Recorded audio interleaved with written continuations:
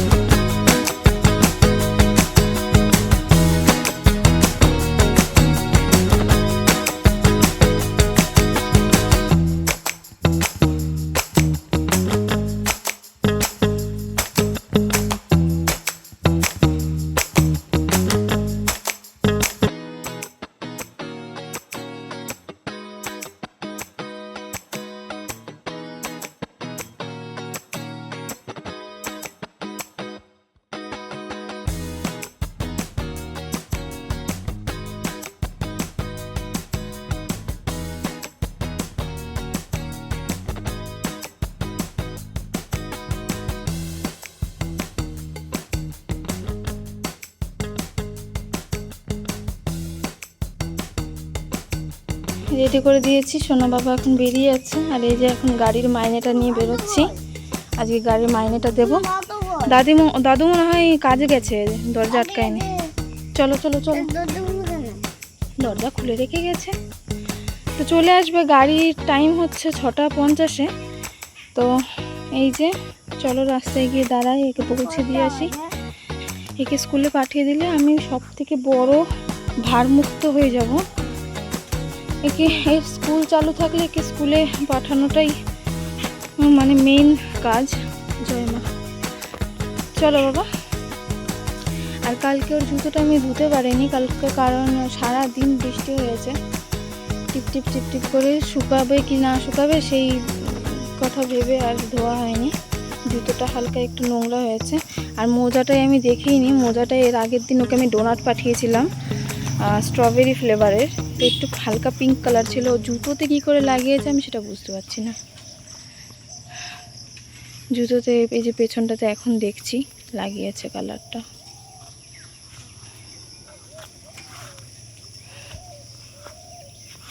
দেখ তোর সব স্কুলের বা বন্ধুরা গেল, দেখলি ওই যে গাড়ি চলে এসছে,